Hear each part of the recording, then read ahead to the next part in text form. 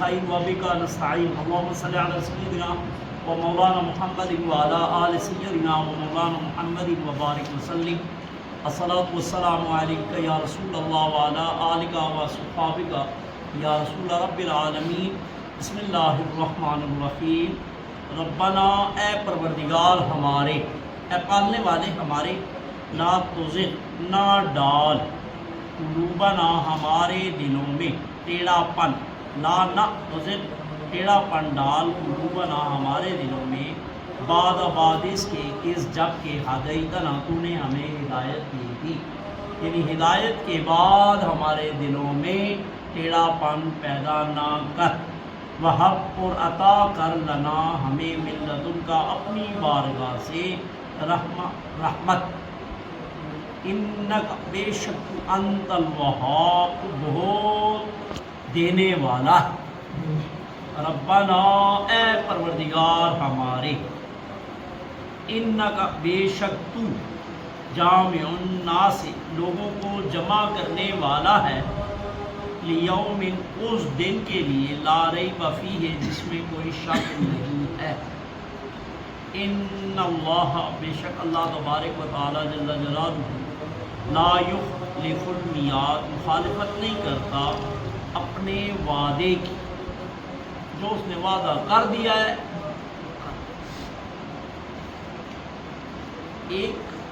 وعدہ ہوتا ہے، ایک اللہ جل جلالہ نے ہمارے ساتھ وعدہ کیا کہ تم نماز پڑھو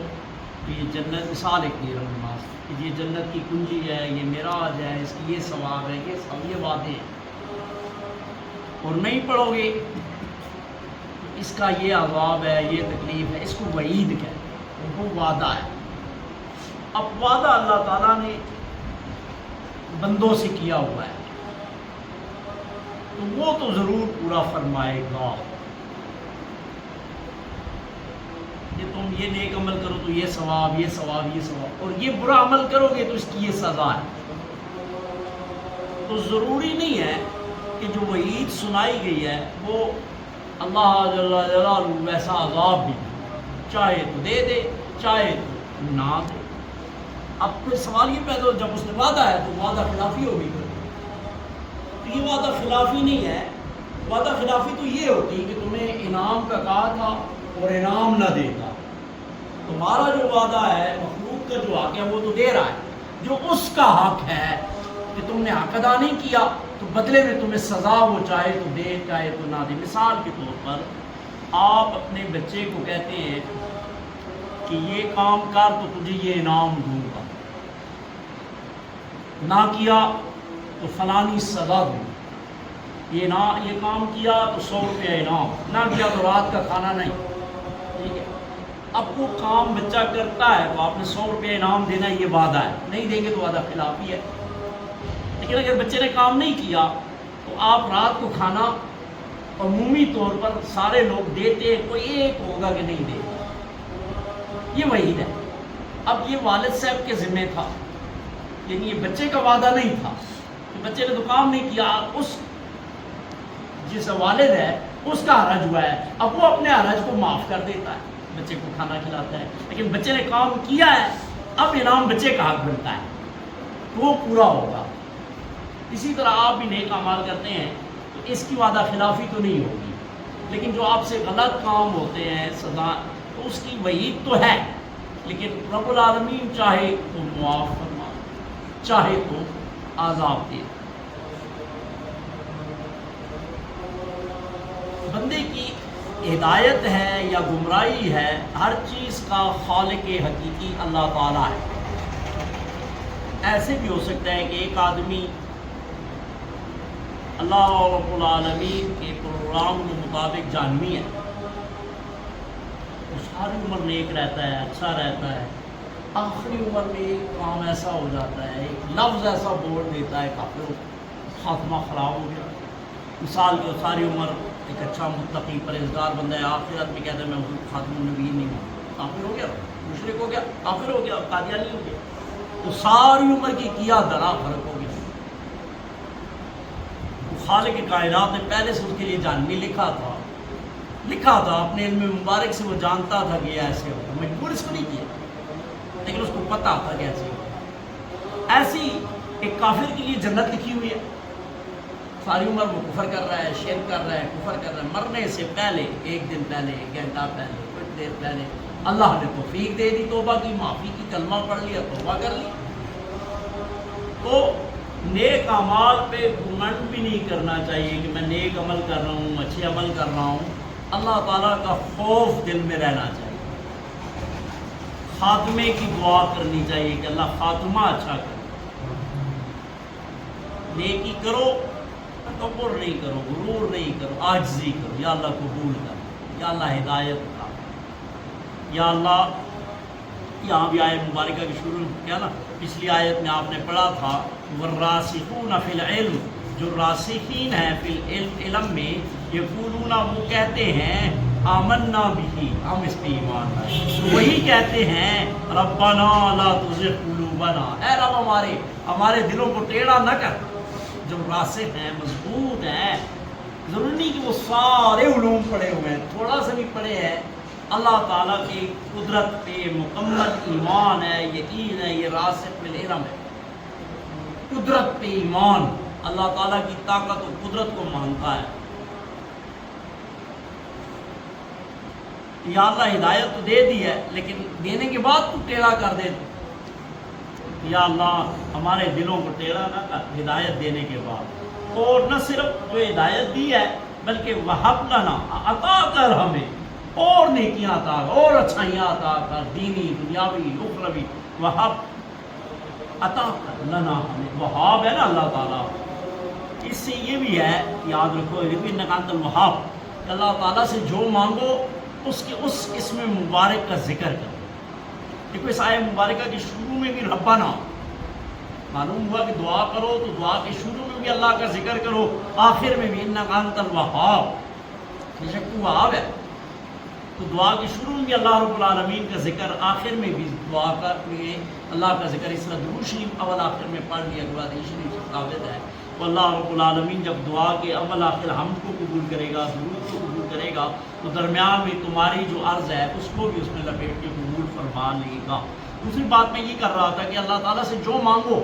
اس کے اس اسم مبارک کا ذکر کرو۔ اب دیکھو نا وہب لنا، تو فرمایا انک انت الوہاب، رزق مانگو انک انت خیر الرازقین، نہیں آتی عربی ان کو میں، غلط پڑھنے سے غلط کہہ دیتے ہیں ان کو میں، یا اللہ رزق دے تو بہترین رزق دینے والا ہے، یا اللہ تو ہدایت دے تو بہترین ہدایت دینے والا ہے، یا اللہ تو بخش دے، یا اللہ تو بہترین بخشنے والا ہے، فضل فرما دے، یا اللہ تو ہی فضل کرنے والا ہے، تو ہی رحم کرنے والا ہے۔ تو ضروری نہیں ہے کہ آپ عربی میں پڑھیں، اچھی بات ہے اگر قرآن کی آیتیں یاد ہے، حدیث یاد ہے، عربی یاد ہے، ٹھیک ہے، نہیں ہے تو ان کو میں، اردو میں، پشتو میں اللہ کی بارگاہ میں عاجزی پیش کرو، اور وہ جو چیز مانگ رہے ہو اسی اسم مبارک کا ذکر سے، یا اللہ معاف کر دے، یا اللہ تو غفور ہے، تو غفار ہے، یا اللہ میرے عیبوں پہ پردہ ڈال دے، تو ستار ہے، تو عیبوں پہ پردہ ڈالنے والا ہے۔ آگے دوسری آیت مبارکہ میں یا اللہ ربنا، ہے ہمارے رب تو ہی جمع کرنے والا ہے اس دن کے لیے جس میں کوئی شک نہیں ہے، تو تیرا وعدہ جو ہے نا یہ پکا ہے، تو وعدہ خلافی نہیں کرتا، اس دن کے لیے بھی اور دنیا میں بھی ہر وقت اللہ تعالیٰ سے اس کا فضل و کرم مانگتے رہو، عدل کی دعا کبھی نہ کرو، اللہ سے عدل کی دعا کبھی نہ کرو، عدل کرے تے تھر تھر کمن اچیاں شانہ بن، فضل کرے تے بخشے جاؤں میں جے کالے، سمجھو، یعنی فضل کرے تو ہمارے جیسے گناہگار بھی بخشے جائیں، اور عدل کرے تو اچھی اچھی شانوں والے بھی تھر تھر برسیں۔ تو ایک وہ چھوٹا سا واقعہ ہے، حضور پاک شاید میں نے بیان کیا بھی ہے کہ اگر اللہ تعالیٰ عدل پہ آ جائے تو آپ ایک سانس کا بھی حساب نہیں دے سکتے، ایک گلاس پانی کا حساب نہیں دے سکتے، کیونکہ آپ کہیں کہ میں نے یہ کیا، یہ توفیق بھی تو اس نے دی، بس اس سے اس کا فضل و کرم ہی مانگتے رہنا چاہیے، عدل کی دعا کبھی نہ کرو، یا اللہ فضل فرما، کرم فرما، جو ہم نے پورے توفیق دی ہے، کر دیا ہے، یہ بھی اپنے فضل سے قبول فرمانا ہے، یہ ہمارے عمل بھی ایسے نہیں ہیں جو تیری شان کے لائق، نہ ہماری نماز، نہ ہمارا روزہ، نہ ہماری تلاوت، نہ صدقہ خیرات، کچھ بھی ایسا نہیں ہے جو قبولیت کے لائق ہو۔ اپنے فضل سے اس کو قبول کر لے اور اپنے فضل سے اجر و ثواب عطا فرما دے، اپنے فضل سے ہمیں بخش دے۔ یہ آئے نہیں ہے کہ عمل کے بدلے میں تھا۔ صالحین جو تھے نا، بہت زیادہ اولیاء کرام، وہ نماز پڑھ کے بھی نا نماز کی معافی مانگتے ہیں۔ ہم تو نماز پڑھ کے نا، یا اللہ نماز پڑھی ہے، اس کے دل پہ یہ دیکھیے، نہیں اللہ تعالیٰ سے بدلے نہ مانگا کرو، فضل مانگا کرو۔ تو وہ نیک لوگ ہوتے ہیں نا، وہ نماز پڑھ کے بھی کہتے ہیں یا اللہ یہ جو پڑھی ہے یہ بھی معاف کر دے، تیری شان نہیں ہے۔ جیسے نماز پڑھنے کا حق ہے تیری بارگاہ میں، جیسے سجدہ رکوع کرنے کا حق ہے، وہ تو میں نہیں کر سکا، تیرا حکم تھا لیکن تیرے شان بھی مناسب تو نہیں ہے، میں صحیح نہیں کر سکا، یا اللہ یہ پڑھنا بھی مجھے معاف کر دے کہ تیری بارگاہ میں سجدہ کیا، میں اس لائق نہیں تھا، جرات کر لی، تیری بارگاہ میں جھک گیا، تو معاف کر۔ اللہ ہر وقت اللہ تعالیٰ سے عاجزی کرتے رہے اور اس کی رحمت کی امید جو ہے وہ ہر وقت دل میں بسائے، اور اس کی قہر و غضب سے ڈرتے بھی۔ ایمان نام ہے اللہ تعالیٰ کے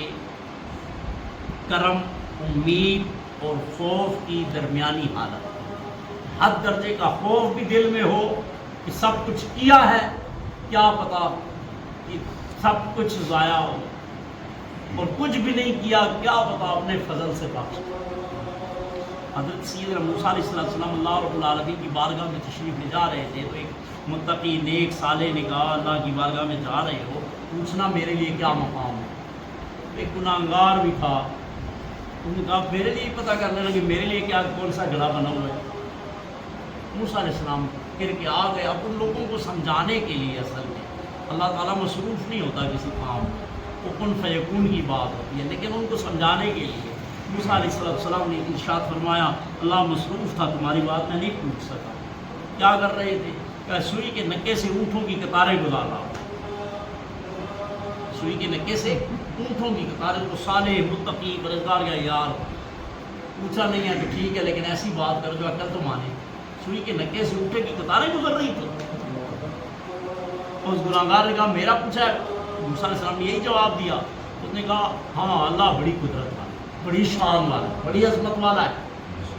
بعد میں اللہ رب العالمین نے فرمایا اس کو بخش دیا ہے، اس کے لیے جنت تو وہ مقام ہے، اس نے میری قدرت کو مانا ہے، میری شان اور عظمت کو مانا ہے،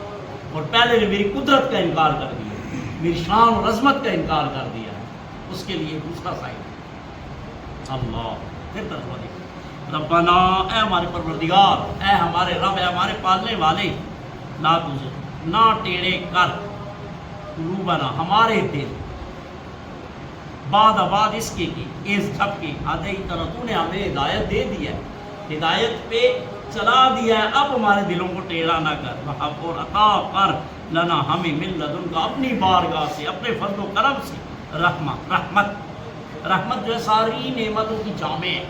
ہر چیز اس میں آ جاتی ہے۔ انکا بے شک تو انت الوہاب، تو ہی دینے والا ہے، تو ہی ہبہ کرنے والا ہے۔ ربنا اے ہمارے پروردگار، بے شک انکا بے شک تو جامع الناس، جمع کرنے والا ہے لوگوں کو، لیومن اس دن کے لیے، لا ریب فیہ جس میں کوئی شک نہیں ہے، ان اللہ بے شک اللہ تعالیٰ لا یخلف المیعاد، وعدہ خلافی نہیں فرماتا۔ اللہم صلی علی سیدنا مولانا محمد وعلی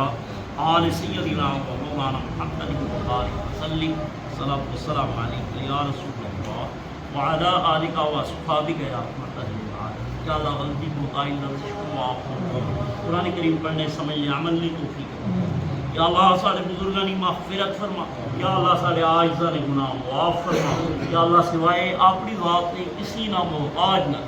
یا اللہ اپنے دستے غیب سی مدد کر، یا اللہ ایمانی سلامتی نصیب، یا اللہ زمینی آسمانی آفات و بلیات سے محفوظ فرما، یا اللہ زلزلے سے بچا، یا اللہ طوفانہ سے بچا، یا اللہ ہر قسم کی آفات و بلیات سے اپنے حفظ و امان، یا اللہ اپنے حفظ و امان، یا اللہ سب نے خیر فرما، صلی اللہ تعالیٰ علی خیر خلقہ محمد وعلی آلہ وصحبہ اجمعین برحمتک یا